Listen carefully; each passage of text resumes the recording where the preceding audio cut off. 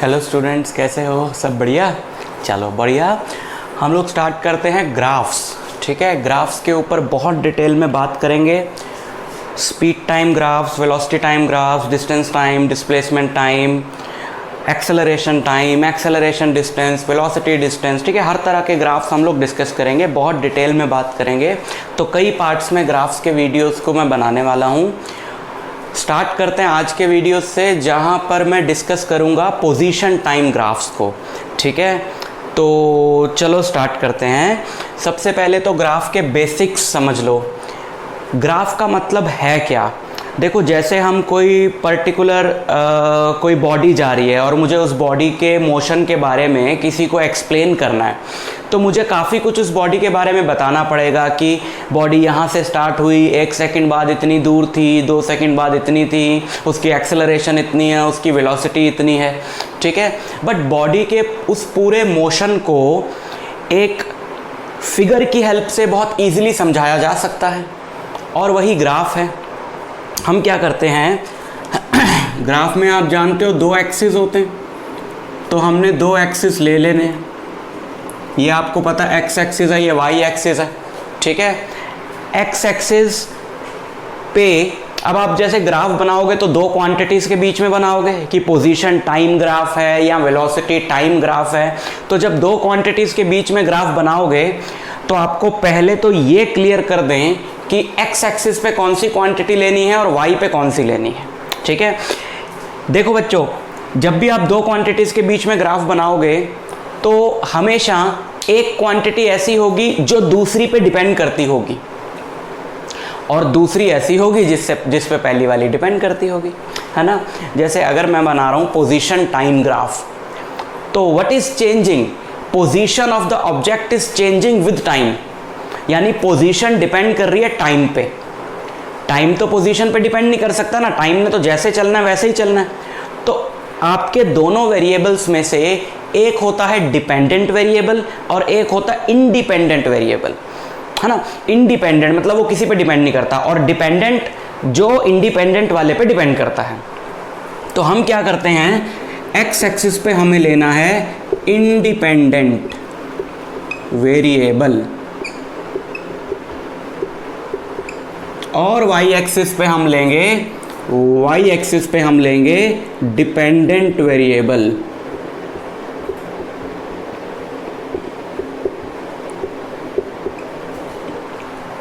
ठीक, तो बच्चों, अगर मैं किसी भी फिजिकल क्वांटिटी का ग्राफ प्लॉट कर रहा हूं विद रिस्पेक्ट टू टाइम, अब टाइम एक ऐसी चीज है विच इज नेवर डिपेंडेंट।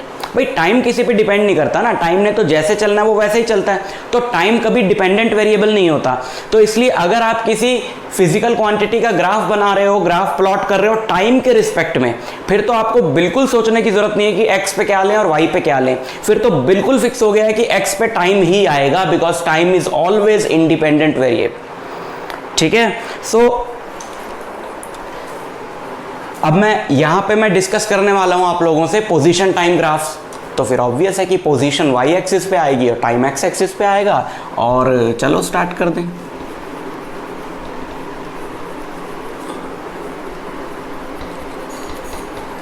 ठीक, तो देखो, बात करें पोजीशन टाइम ग्राफ्स की। पोजीशन टाइम ग्राफ मतलब एक्स एक्सिस में टाइम और वाई एक्सिस में पोजीशन। अच्छा, बेसिक्स समझते हैं इसके। यहाँ पे हम लोग एक ड्रॉ करने वाले हैं पोजीशन टाइम ग्राफ, और उसके बारे में सब कुछ आपको बताया जाएगा। ठीक, ये हमारा हो गया टाइम और ये हो गई पोजीशन। बच्चों, पोजीशन किसकी? पोजीशन ऑब्जेक्ट की। अब ऑब्जेक्ट हमारा मूविंग है या ऑब्जेक्ट हमारा रेस्ट पर है। मूविंग है तो उसकी पोजीशन टाइम के साथ चेंज हो रही है, रेस्ट पे है तो उसकी पोजीशन टाइम के साथ चेंज नहीं हो रही है ना, जो भी सिचुएशन हो, बट पोजीशन टाइम ग्राफ हमने प्लॉट करना है। ओके, सबसे पहले दो चीज़ें हम लोग लेकर चलें। पहली चीज़, दूसरी चीज़। पहली चीज़ है रेफरेंस पॉइंट। रेफरेंस पॉइंट क्या होता है बच्चों? जब तुम ऑब्जेक्ट की पोजीशन बताओगे तो किसी वे में ही तो बताओगे ना। जैसे आप कह रहे हो कि ऑब्जेक्ट 4 मीटर है, 4 मीटर दूर है, कहां से? हम क्या करते हैं कि जब हम ऑब्जेक्ट की पोजीशन बताते हैं तो हम पहले एक रेफरेंस पॉइंट लेते हैं जो टाइम के साथ चेंज ना हो रहा हो। अगर आप रेफरेंस पॉइंट ले लेते हो कि यहाँ पे एक कैट बैठी है और यहाँ पे आपने ऐसे बॉल फेंकी, और आप रेफरेंस पॉइंट ले लो कैट कि भाई मैं कैट से बॉल का डिस्टेंस बताऊंगा, तो ये गलत है, क्योंकि कैट फिक्स्ड पॉइंट नहीं है। कैट तो उठ के चल देगी। तो आपका जो बॉल आपने फेंकी है उस बॉल का पोजीशन चेंज हो रहा है कैट से, वो सिर्फ बॉल पे डिपेंड नहीं करता, वो कैट पे भी डिपेंड कर रहा है। तो आप एग्जैक्टली बॉल के पैरामीटर्स कैसे बता पाओगे कि बॉल कितनी वेलोसिटी से चल रही है, बॉल कितनी एक्सेलरेशन से चल रही है? तो आप रेफरेंस पॉइंट लो, एक फिक्स्ड पॉइंट, और वहां से ऑब्जेक्ट की पोजीशन बताई जाएगी, है ना। जैसे आप बताते हो कि आपका स्कूल जो है वो आपके घर से 5 किलोमीटर दूर है। आप इसको बिल्कुल कॉन्फिडेंटली बता सकते हो, बिकॉज आपको पता है आपका घर जो है वो फिक्स्ड पॉइंट है ना। आप ये नहीं कह सकते कि ये जो बस यहाँ पे बस स्टॉप पे खड़ी है, इस बस से मेरा स्कूल जो है वो 5 किलोमीटर दूर है। आप कहोगे यार ये जो बस है ना, ये अभी मेरे स्कूल से 5 किलोमीटर दूर है। आपने उल्टी कर दी बात। अब आप बस की पोजीशन बता रहे हो स्कूल से, क्योंकि आपको पता है स्कूल फिक्स्ड पॉइंट है। हम लोग डेली लाइफ में वही सब करते हैं, लेकिन जब वो बुक्स में आ जाता है और स्पेशली फिजिक्स का टॉपिक बन जाता है तो हमें बिना वजह ही मुश्किल लगने लगता है। सो ऐसा नहीं होना चाहिए। रेफरेंस पॉइंट जो है वो एक ऐसा पॉइंट है जो फिक्स्ड है, वहाँ से हमने पोजीशन बतानी। जैसे अगर मैं कह रहा हूँ कि ये वॉल फिक्स्ड है ना, ये मेरा रेफरेंस पॉइंट हो गया। अब स्ट्रेट लाइन में मेरा एक ऑब्जेक्ट जा रहा है, फिलहाल हम लोग स्ट्रेट लाइन मोशन की ही बात कर रहे हैं, ठीक है ना।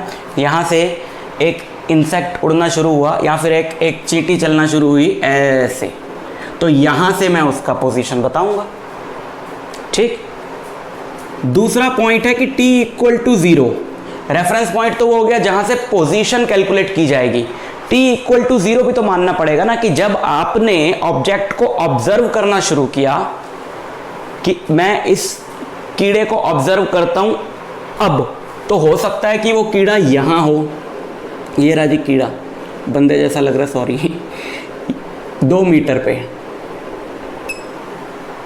है ना। जब आपने उसको ऑब्जर्व करना शुरू किया वो आपके लिए t = 0 होगा, यानी टाइम की जो एक्सिस है वो वहां से आपकी स्टार्ट हो रही है जब आपने मोशन को ऑब्जर्व करना स्टार्ट किया, ठीक। ओके, और अच्छे से अभी क्लियर हो जाएगा। सबसे पहले मैं ग्राफ प्लॉट करना चाहता हूं एक सिचुएशन का, ऑब्जेक्ट एट रेस्ट, है ना। ये हेडिंग मुझे यहाँ डालनी चाहिए थी क्योंकि ये इसका ग्राफ है, बट खैर कोई बात नहीं, आप वीडियो देख ही रहे हो तो आप समझ जाओ। ऑब्जेक्ट एट रेस्ट का ग्राफ हम लोग यहाँ पर प्लॉट करने वाले हैं, ठीक है। ओके, अब आप मार्किंग्स ले लो एक्स एक्सिस में भी और वाई एक्सिस में भी, जो भी आपकी यूनिट है उसके अकॉर्डिंग, कोई दिक्कत नहीं है। जैसे आप कह रहे हो, इसको हम स्टैंडर्ड यूनिट्स में ले लेते हैं। हम कह रहे हैं कि टाइम हम ले रहे हैं सेकंड्स में और पोजीशन हम ले रहे हैं मीटर में। टाइम हम ले रहे हैं सेकंड में, पोजीशन हम ले रहे हैं मीटर में, और इसको हम मार्क कर देते हैं कि 1 2 3 4 5 1 2 3 4 5 6, है ना, जो भी है। ओके, तो अब ऑब्जेक्ट रेस्ट पे है आपका, ऑब्जेक्ट रेस्ट पे है, तो चलो हम उसका ग्राफ प्लॉट करें।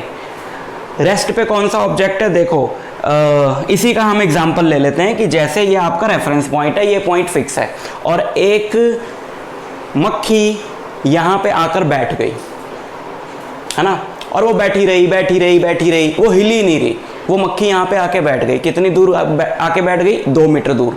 अब now that object is at rest, और ये हमारा जो है रेफरेंस पॉइंट है। अब मैंने उसको ऑब्जर्व करना शुरू किया, अब तो मैं कह रहा हूं कि रेफरेंस पॉइंट से मक्खी t = 0 पे 2 मीटर दूर है। अगर मैं अपनी स्टॉप वॉच चला दूं तो मैं देखूंगा t = 0 पे मक्खी की पोजीशन है 2 मीटर, ठीक है, और t इक्वल टू 1 पे भाई टाइम तो बीत गया, अब 1 सेकंड हो गया, लेकिन मक्खी तो अभी भी वही है, तो रेफरेंस पॉइंट से अभी भी उसकी पोजीशन कितनी है 2 मीटर, और रेफरेंस पॉइंट से 2 सेकंड पे भी उसकी पोजीशन है 2 मीटर, और 3 सेकंड पे भी 2 मीटर, और 4 सेकंड पे भी 2 मीटर। अब अगर आप इसको प्लॉट करो तो after 1 second it is 2 metre, ये रहा ना 2 metre 1 second, after 2 second it is again 2 meter, after 3 second it is 2. So this graph will be a straight line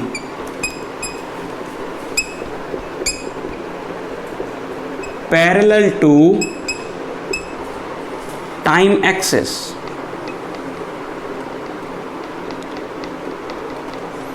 This will be a straight line parallel to time axis, ठीक है। सो अभी यही concepts में सारे आपको slope की help से भी समझाऊंगा, ठीक है। स्लोप क्या होता है डिटेल में बात करेंगे उसके बारे में। तो ये आपका हो गया ऑब्जेक्ट एट रेस्ट का ग्राफ। अब आप देखो लॉजिकली सोचो कि भाई वाई एक्सिस में क्या है पोजीशन, और पोजीशन कहाँ से, पोजीशन रेफरेंस पॉइंट से, तो जो ऑब्जेक्ट रेस्ट पे होगा उसकी पोजीशन तो चेंज नहीं होगी टाइम के साथ, और पोजीशन आपका वाई एक्सिस में है, तो वाई एक्सिस मतलब ऐसे, तो अगर ऑब्जेक्ट की पोजीशन चेंज हो रही है टाइम के साथ, बढ़ रही है घट रही है कुछ भी, अगर ऑब्जेक्ट की पोजीशन चेंज हो रही है टाइम के साथ, तो जो हमारा ग्राफ रहेगा वो या तो ऊपर जाएगा या नीचे जाएगा, आगे तो जाएगा ही जाएगा, टाइम तो बीतेगा ही बीतेगा, तो ग्राफ आपका पीछे नहीं आएगा और रुकेगा नहीं, ग्राफ आगे तो जाएगा ही जाएगा, लेकिन ऊपर जाता है या नहीं जाता है ये तो डिपेंड करेगा ना, क्योंकि वाई एक्सिस में पोजीशन है, तो पोजीशन चेंज नहीं हो रही है, तो ग्राफ ना ऊपर जाएगा ना नीचे जाएगा, ग्राफ ऐसे सीधा आ जाएगा, ठीक है। हम लोग बात करें स्लोप की। स्लोप में बच्चे बड़े कंफ्यूज्ड रहते हैं।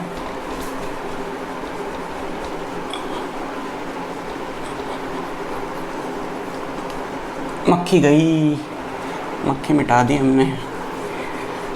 स्लोप की बात करें, देखो बच्चों स्लोप बहुत ही सिंपल सा कॉन्सेप्ट है। इसके लिए मैं एक केस दूसरा ले लेता हूँ कि object moving with constant velocity.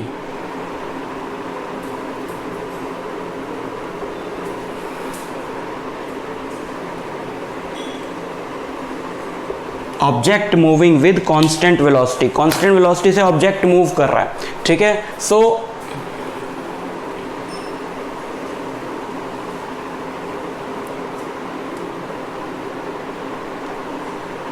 ये टाइम हो गया, चलो इधर बनाया हुआ है ना हमने, देखो ग्राफ तो अब ये वाला है ना ऑब्जेक्ट एट रेस्ट का, तो हो गया हमारा, टाइम सेव होगा ना। अब हम यहीं पे ग्राफ बना लेते हैं object moving with constant velocity का, ठीक। सो अब एक ऑब्जेक्ट ले लो आप, स्ट्रेट लाइन में जा रहा है, ये रेफरेंस पॉइंट हो गया।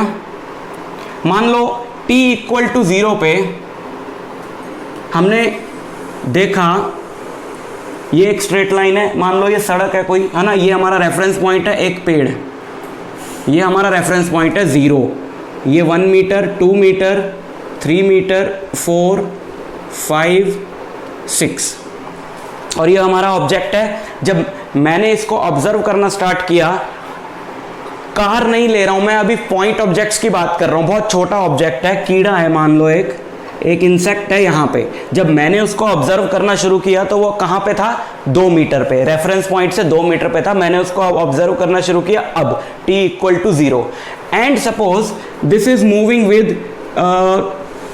सपोज 1 मीटर पर सेकेंड, यानी कि 1 सेकेंड में 1 मीटर की दूरी तय करता है। तो अगर है ना 1 मीटर पर सेकेंड, तो अगर मैं इसके पॉइंट्स लूँ तो यहाँ पे ले लेते हैं, अगर टाइम था जब 0 तो इसकी पोजीशन थी 2 मीटर, बट इसकी वेलोसिटी कितनी है, स्पीड कितनी है, 1 मीटर पर सेकेंड। सो 1 सेकेंड बाद 1 मीटर दूर, दूसरे सेकेंड में 1 और मीटर आगे चला जाएगा, तीसरे सेकेंड में 1 और मीटर आगे चला जाएगा। अब आप इन पॉइंट्स को जोड़ दो, ग्राफ ड्रॉ करने के लिए आपको कितने पॉइंट्स चाहिए? 2 से काम हमारा बन जाता है। यहाँ पे तो हमारे पास 4 पॉइंट्स आ गए, है ना। 0 पे ये 2 पे था ऑलरेडी, 1 सेकंड बाद 3 पे आ गया, 2 सेकंड बाद 4 पे, 3 सेकंड बाद 5 पे। अब जब आप इन सारे पॉइंट्स को ज्वाइन करोगे तो आप देखोगे कि ये स्ट्रेट लाइन में आ रहे हैं। पहले वाले भी स्ट्रेट लाइन में ही आए थे, ये भी स्ट्रेट लाइन में आए हैं, ठीक है। अब स्लोप का कॉन्सेप्ट यहां पर कहां फिट बैठता है, जरा ध्यान से देखो, ठीक है। स्लोप का देखो कॉन्सेप्ट यहां पर कैसे लगाएं हम। स्लोप आप समझ लो,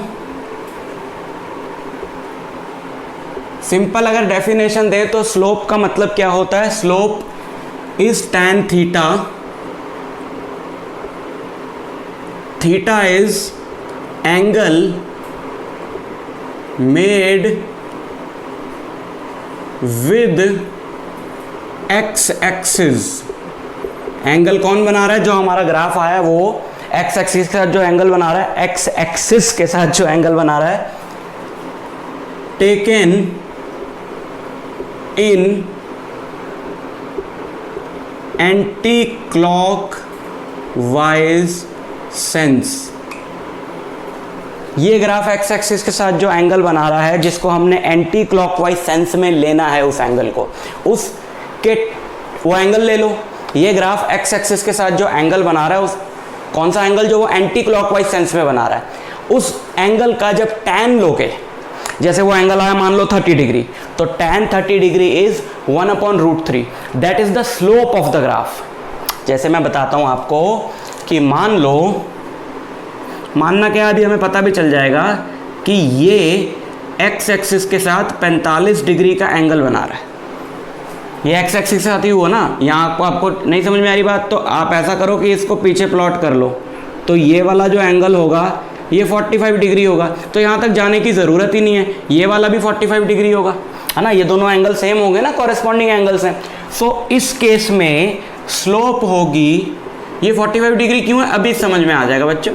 इस केस में स्लोप होगी tan 45 डिग्री, जो कि होगी 1, ठीक है। बट रट्टा नहीं लगाना। ये कॉन्सेप्ट इंट्रोड्यूस क्यों किया गया? स्लोप इतनी इंपॉर्टेंट टर्म है ग्राफ्स के लिए, तो ऑब्वियसली स्लोप से कुछ बहुत इंपॉर्टेंट पता चलता होगा। पहले तो मैं आपको बताता हूं कि स्लोप से पता क्या चलता है। कोई भी ग्राफ है, उसके किसी भी पार्ट की स्लोप अगर आप निकाल लो, पार्ट की मैं इसलिए कह रहा हूं कि अगर आप इस ग्राफ का कहीं से भी एक्स एक्सिस से एंगल निकालो, मतलब आप एक्स एक्सिस के पैरेलल एक लाइन ड्रॉ कर दो यहाँ पे, तो हर जगह एंगल 45 डिग्री ही आएगा, because it is a straight line. तो इसकी स्लोप तो हर जगह सेम है। लेकिन अगर आपका टेढ़ा मेढ़ा ग्राफ कैसा भी हुआ, तो उसके हर पार्ट पे स्लोप आपकी डिफरेंट आ सकती है ऑब्वियसली। तो किसी भी पार्ट के लिए स्लोप क्या रिप्रेजेंट करता है? Quantity in y upon quantity in x। देखो, दो फिजिकल क्वांटिटीज के बीच में तो ये ग्राफ हो गया, लेकिन ये ग्राफ सिर्फ इन्हीं दोनों क्वांटिटीज के बारे में इंफॉर्मेशन नहीं देगा आपको, इनके बारे में तो देगा ही देगा बहुत अच्छे से, जो इस ग्राफ का पार्ट है। लेकिन ये आपको इंफॉर्मेशन देगा उन फिजिकल क्वांटिटीज के बारे में भी जो इस ग्राफ में है ही नहीं। देखो ग्राफ कितनी बढ़िया चीज है। यहां पर हमने स्लोप का कॉन्सेप्ट इंट्रोड्यूस किया। अगर आप इस ग्राफ की स्लोप निकाल लेते हो, जो कि ऐसे निकालते हैं, थोड़ा सा मैंने बताया, अभी आगे डिटेल में बताऊंगा, जो कि ऐसे निकालते हैं, तो उसकी वैल्यू से आपको क्या मिलेगा? उसकी वैल्यू से आपको वो फिजिकल क्वांटिटी मिलेगी जो y वाली फिजिकल क्वांटिटी को x वाली फिजिकल क्वांटिटी से डिवाइड करके आती है। फॉर एग्जाम्पल, इसमें y में क्या है? पोजीशन, और x में क्या है? टाइम। और पोजीशन अपॉन टाइम क्या होता है? Position changing with respect to time क्या होता है? स्पीड और वेलोसिटी, है ना। भाई पोजीशन आप डिस्टेंस ले रहे हो या डिस्प्लेसमेंट ले रहे हो, ये तो हमने बात ही नहीं करी अभी, हम करेंगे उसके बारे में। अगर आप यहां डिस्टेंस ले रहे हो तो डिस्टेंस अपॉन टाइम, ग्राफ की स्लोप से आपको मिलेगी स्पीड। अगर आप यहां डिस्प्लेसमेंट ले रहे हो तो डिस्प्लेसमेंट अपॉन टाइम, ग्राफ की स्लोप से आपको मिलेगी वेलोसिटी।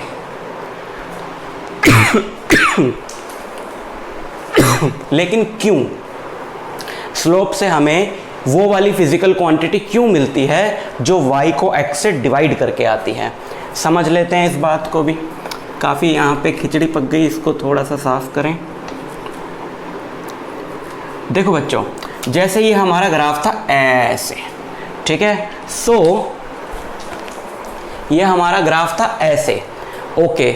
अब अगर मैं इस ग्राफ पे कोई भी दो पॉइंट्स ले लूं, एक तो हम पॉइंट ले लें ये वाला, मान लो ये 1 पे 0 पे 2 था, 1 पे 3 था, 2 पे 4 था ना, वो जो हमने पीछे डेटा लिखा था उसके हिसाब से, है ना। इसको ठीक कर लेते हैं थोड़ा, जब एग्जैक्ट ग्राफ पे बनाओगे तो सब सेट आएगा। मान लो 2 का पॉइंट जो है वो ये है ना, तो 2 पे कितना था 4 और 3 पे कितना था, यहाँ चलो 4 पे ले लो, 4 पे था 6।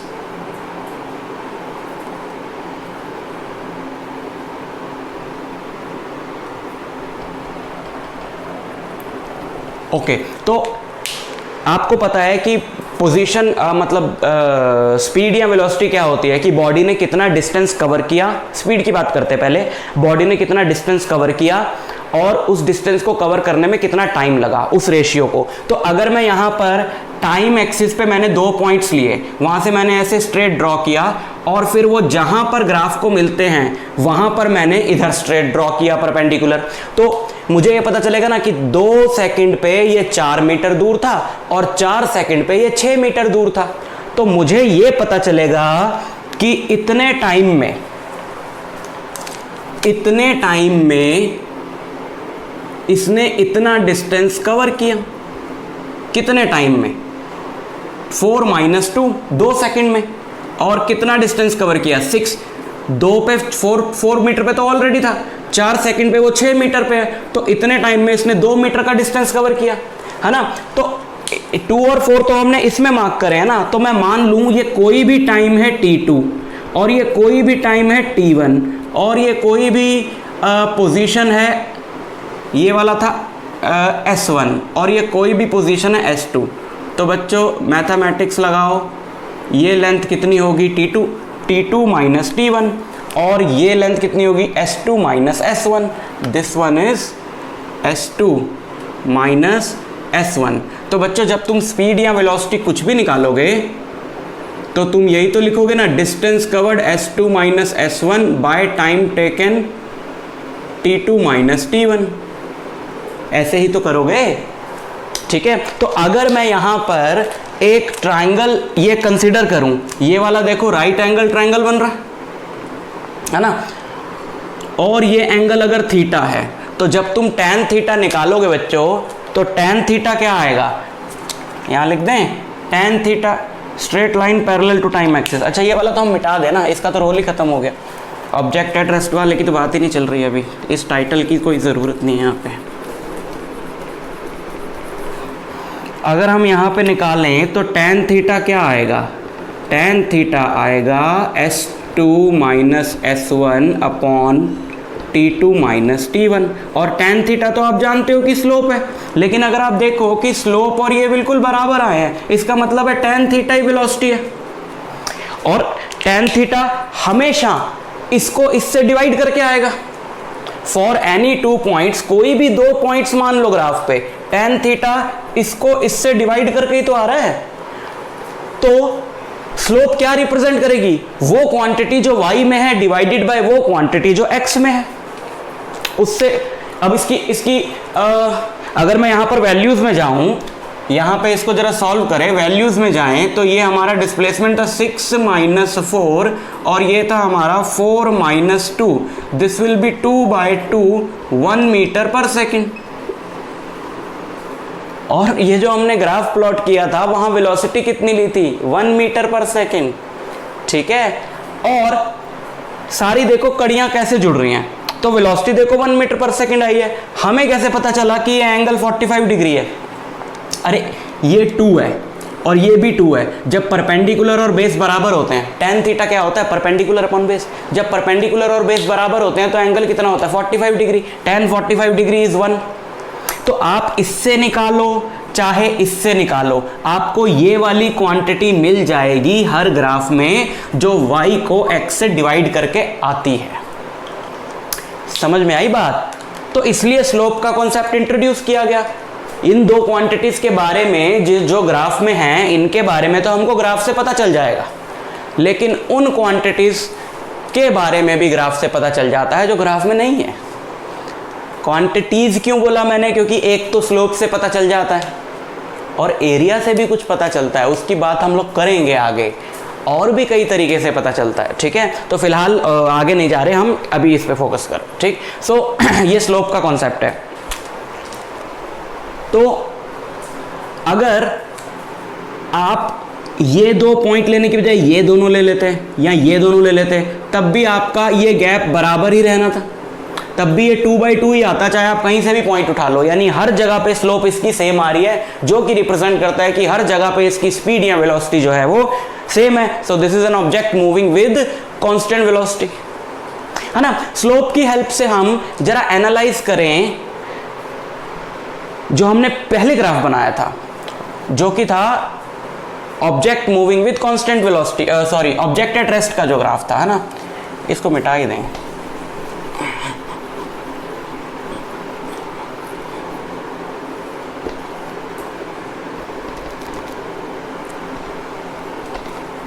ऑब्जेक्ट एट रेस्ट का जो हमारा ग्राफ बना था बच्चों, वो ग्राफ हमारा ऐसे बना था, है ना, याद होगा आपको। तो अब आपको ये ग्राफ को स्लोप की हेल्प से समझाया जाए। आप ये देखो कि tan थीटा क्या बताएगा? tan थीटा बताएगा इसकी स्पीड या वेलोसिटी। तो देखो थीटा क्या है? This line is parallel to x axis. अगर ये लाइन एक्स एक्सिस के पैरेलल है तो ये एक्स एक्सिस से कितना एंगल बनाएगी? 0 डिग्री। यानी कि इसकी स्लोप क्या होगी? tan 0 डिग्री, यानी कि 0। और स्लोप क्या रिप्रेजेंट करती है? वेलोसिटी। यानी कि ये जो ऑब्जेक्ट है इसकी वेलोसिटी क्या है? 0। और वेलोसिटी 0 मतलब ऑब्जेक्ट एट रेस्ट, है ना। स्लोप से एक ही सेकंड में हम लोग वहां पे पहुंच जाएंगे, जो हमने डिटेल में समझा था कि ये पोजीशन इसकी चेंज नहीं हो रही, 2 सेकंड पे भी इतना है, 3 पे इतना है, चुटकियों में ये आ जाएगा। ठीक, यहाँ आपको ऐसे करना है, यहाँ पे 2 पॉइंट ले लो। तो आप जब देखोगे, जब आप इससे निकालोगे S2, 4 पे जो होता है वो S2 होता, वो 2 है, माइनस S1, 2 पे भी 2 है, और न्यूमिनेटर 0 हो गया, डिनोमिनेटर कुछ भी हो, क्या फ़र्क पड़ता है? वेलोसिटी 0। ठीक है, मैं क्यों इतना बार बार अलग अलग तरीके से बता रहा हूँ? क्योंकि मैं आप चाहता हूँ कि आप जब तक चीज़ों को ऐसे जोड़ के नहीं पढ़ोगे ना कि हाँ इससे भी इससे भी इससे भी, तो आपके कॉन्सेप्ट क्लियर नहीं होंगे। तो कॉन्सेप्ट क्लैरिटी के लिए समझना ज़रूरी है। आगे ग्राफ्स के हम लोग कॉम्प्लेक्स क्वेश्चंस करेंगे तो हमको ये देखना ज़रूरी है वहाँ पे कि इस तरीके से नहीं आ रहा तो आपको वैसे समझ में आ जाए। कोई आपको इस तरीके से जल्दी क्लिक करेगा, कोई आपको उस तरीके से जल्दी क्लिक करेगा, है ना। टाइम बचाना भी तो ज़रूरी है ना, कॉन्सेप्ट समझना भी ज़रूरी है। जो बच्चे इसको देख रहे हैं स्पेशली एंट्रेंस एग्ज़ाम के पॉइंट ऑफ व्यू से, तो उनके लिए टाइम बचाना भी ज़रूरी है। मेरा मेन फोकस इन वीडियोज़ को बनाने का बेसिकली है इन डेप्थ कॉन्सेप्ट आपका क्लियर करना। बेसिकली आपको फिज़िक्स समझ में आ जाए और फिज़िक्स से आपको प्यार हो जाए, क्योंकि प्यार होगा ही तब जब समझ में आएगा। ठीक है, गर्लफ्रेंड की तरह नहीं होता ना ये कि समझ नहीं आ रही फिर भी प्यार हो रहा है। इसके कॉन्सेप्ट अलग हैं, ये समझ में आएगा तो प्यार होगा। तो अब ये स्लोप वाला फंडा ना आप दूसरे ग्राफ्स पे भी लगा सकते हो। जैसे कि अब स्लोप आपको क्या फिजिकल क्वांटिटी दे रही है? स्लोप आपको फिजिकल क्वांटिटी दे रही है जो y में है डिवाइडेड बाय जो x में है। फॉर एग्जांपल जैसे आपको वर्क टाइम ग्राफ दिया है, ठीक है। अभी कंटिन्यू करते हैं पोजीशन टाइम ग्राफ्स को, थोड़ा और हम डेप्थ में चलें। वर्क टाइम ग्राफ दिया है, कैसा भी वर्क टाइम ग्राफ दिया है, तो आप ये सोचो, खुद सोचा करो। अभी जो ग्राफ आपको मिले, जितना भी मैं बता रहा हूँ उसको, उससे आप काफ़ी कुछ एनालाइज कर सकते हो। जो आपको ग्राफ दिखाई दे, आप सोचो क्या इस क्वांटिटी से इसको डिवाइड करके कुछ आता है? सोचो, वर्क अपॉन टाइम कुछ होता है? यस, वर्क अपॉन टाइम होता है पावर। तो वर्क टाइम ग्राफ की स्लोप से आपको क्या मिलेगा? पावर। जनरल कॉन्सेप्ट है ना कि y को x से डिवाइड करना है बस हमने, और स्लोप आपको बता दिया कैसे निकालनी। जो कर्व्ड ग्राफ आएंगे अभी हम लोग बात करने वाले हैं उसकी। मान लो ये वेलोसिटी है और ये टाइम है, क्या वेलोसिटी को टाइम से डिवाइड करके कुछ आता है? हाँ, वेलोसिटी को टाइम से डिवाइड करके आती है एक्सेलरेशन। तो वेलोसिटी टाइम ग्राफ की एक्सेलरेशन की स्लोप से आपको क्या मिलेगा? एक्सेलरेशन, है ना। तो आप इस तरीके से इसको कर सकते हो। और force time graph, force by time कुछ होता है, या sorry momentum time graph, momentum by time कुछ होता है। यस, मोमेंटम बाय टाइम होता है फोर्स। तो momentum momentum time graph 2 point लो, स्लोप निकालने का फंडा बताया ना आपको, ठीक। तो बेसिकली जो भी चीज़ें हम लोग बात कर रहे हैं, जैसे पावर मैंने बोला, तो पावर होता है रेट ऑफ चेंज ऑफ, मतलब रेट ऑफ डूइंग वर्क। तो इस टाइम पे इतना वर्क था, इस टाइम पे इतना वर्क था, इतने टाइम में इतना वर्क किया, मतलब इस टाइम पे इतना वर्क था, इस टाइम पे इतना वर्क था, इतने टाइम में इतना वर्क किया, तो वर्क अपॉन टाइम। इस पे इतना मोमेंटम था, इस टाइम पे इतना मोमेंटम था, इस टाइम पे इतना मोमेंटम था, तो P2 minus P1 upon T2 minus T1, tan theta से आपकी आ जाएगी फोर्स। देखो एक क्वेश्चन पकड़ लेते हैं छोटा सा, जैसे कि मान लो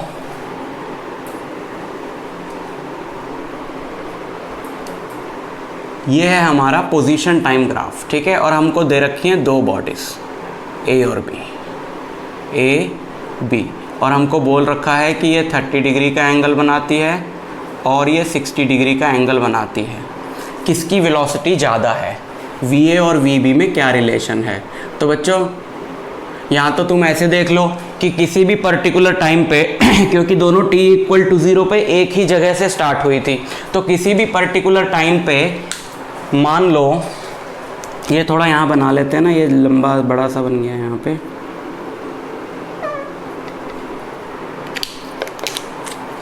इस टाइम पे 3 सेकंड पे मान लो इसकी पोजीशन कहाँ है? इसकी पोजीशन है, मान लो इसकी पोजीशन सीधा बनाया ना, ये थोड़ा टेढ़ा हो गया, ये अभी भी टेढ़ा हो गया,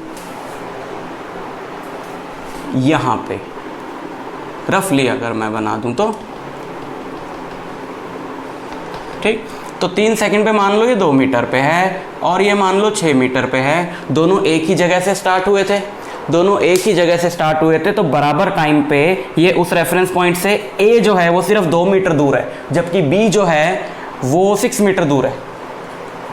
तो क्लियर है, फिर B की वेलोसिटी ज़्यादा है, A की कम है, ठीक। ओके, इतना दिमाग नहीं लगाना, ठीक है। स्लोप किसकी ज़्यादा है? क्या tan थीटा निकालने की पूरी, मतलब अगर तुम सिर्फ इतना कंपेयर करना चाहते हो कि किसकी स्लोप ज़्यादा है, तो पूरा tan थीटा की वैल्यू निकालने की ज़रूरत नहीं है ना, बिकॉज थीटा के साथ tan थीटा बढ़ता है, थीटा जैसे जैसे बढ़ेगा tan थीटा वैसे वैसे बढ़ेगा। तो थीटा किसका ज़्यादा है? थीटा B का ज़्यादा है, तो tan थीटा भी B का ज़्यादा होगा। और पोजीशन टाइम ग्राफ में tan थीटा क्या होता है? वेलोसिटी। तो वहाँ से क्लियरली पता लग रहा है कि B की वेलोसिटी ज़्यादा, A की वेलोसिटी कम है ना। तो जिसकी स्लोप ज़्यादा, जिसकी स्टीपनेस ज़्यादा, स्लोप मतलब वैल्यू में नहीं, इंग्लिश का जो वर्ड है स्लोप, जिसकी स्टीपनेस ज़्यादा, उसका दिस बाय दिस वाली क्वांटिटी की वैल्यू ज़्यादा, है ना। पोजीशन बाय टाइम वाली क्वांटिटी यानी वेलोसिटी। तो जिसकी स्लोप ज़्यादा उसकी वेलोसिटी ज़्यादा। और वेलोसिटी है कितनी? अगर VA और VB की वैल्यू पूछी जाए तो वेलोसिटी है कितनी? VA कितना है? tan 30 degree. VA is tan 30 degree. tan 30 degree is 1/√3। मान लो ये SI यूनिट्स में है, ये सेकंड में है, ये मीटर में है।